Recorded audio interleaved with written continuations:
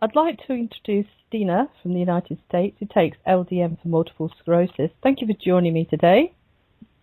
Oh, you're very welcome. And happy birthday. I won't sing because I'm a terrible singer. Could you tell us when you first started to notice your MS symptoms? Well, I noticed my MS symptoms probably back in 1995, maybe before that.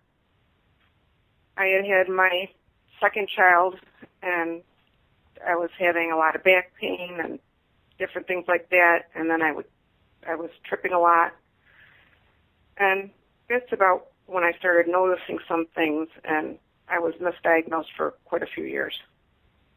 What were you diagnosed with originally? Well, I went to a few different doctors. They thought I had lupus. I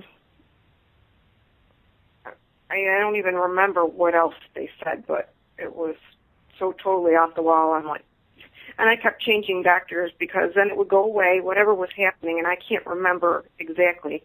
My long-term memory's kind of bad from back then, but I can't remember exact things that happened that made me think when I first was diagnosed that, oh yeah, that was that. You know? And then in 1999, I was a certified nurse's assistant, and I hurt my back then. And I don't know if I'm going to go into your next question with what I'm going to say. So you're fine. I thought I had slipped a disc in my back. And I asked the doctor to do an MRI of my back because it was bothering me for months after I did it. And they did an MRI of my back, and she saw sclerosis. I thought she said scoliosis. And then she wanted me to go for a brain MRI, and I'm like, for my back? Okay. So I went for the brain MRI, and they found a whole bunch of lesions on my brain. And then she called me at work to notify me that I had multiple sclerosis. It was the same day. It was August 20th, 1999, the same day Montel Williams found out he had it. Oh. Because I went home and I saw it on TV that he found out he had it that day. Wow. And what would you say your quality of life was at that time? At that time, I was having issues driving to work. I was falling asleep while I was driving to work. My job was about a half hour away from my house. I was having a lot of fatigue. And I was tripping. I had switched jobs. I was working at a nursing home, and I had changed jobs and became the scheduler for the nurses and the aides of the nursing home. And I wasn't an aide anymore because after I hurt my back, I didn't want to hurt any of my patients. So I'm like, this might not be a good idea for me to do that anymore. So I applied for the scheduling position. And I did that for a little while. I had gone on to Avenex, and I would take it on Friday when I got home. I would be sick all weekend long. And I'd go to work on Monday and work all week long and do it again on Friday and start all over again. And then I just was so sick. And then I had a exacerbation where I had optic neuritis. And at that time, I went out of work and I went on disability because medicine was making me so sick. And there was short-term disability. I tried getting Social Security disability, but when I was just diagnosed, me and my husband had just moved into our first house we had built, and I didn't want us to lose our house with me being out of work, so I said, I got to go back to work. So I stopped filing the claim for disability, and I got a job that was closer to home. And I did that job for about 6 months, and then I got laid off. Oh. But I got my husband in there before I left. And he's been there since then. So that's good. So I was out of work for a while with that, and then I got a job a little bit farther away because there was nothing closer with the visiting nurse service, scheduling nurses there.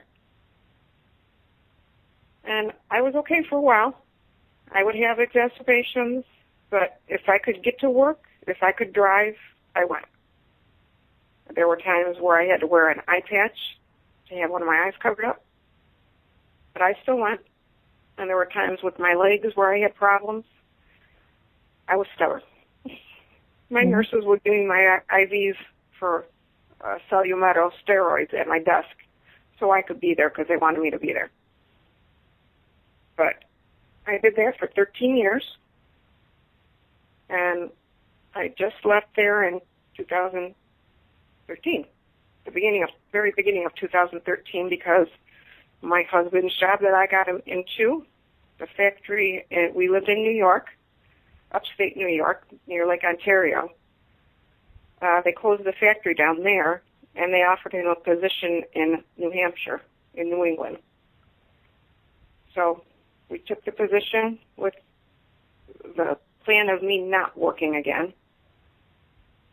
And I was home, and I thought I was doing good, and I wanted to work because I was going crazy being at home and not doing anything and not knowing, being in a strange place and not knowing anybody. So I started looking for a job, and I worked full-time. I had an exacerbation I had other exacerbations in between my time when I was at the visiting nurse service. But I had a bad one right when we were starting to move here, when I was trying to work full-time plus move me and my husband to New Hampshire. At the same time, I think the stress of everything threw me into my MS attack. And I had a bad one then. And then we got here in March, and I was good for a while not working, not having the stress of looking for a job or working. And then when I decided I wanted to work and I was trying to apply for jobs again, it threw me into the worst exacerbation that I had in this past November. So I wasn't working then. And the nurse that came to give me my IVs at home, I had to have IVs for 5 days, which is the longest that I ever had to have them. And I still didn't think everything was going to come back, but luckily it did. I still have a little bit of problem with my speech sometimes, as you can tell. I jumble my words a little bit. But she was the one. I asked her I found a neurologist because I didn't have one yet, and I had to find one right away. And he wanted to put me on Tysabri.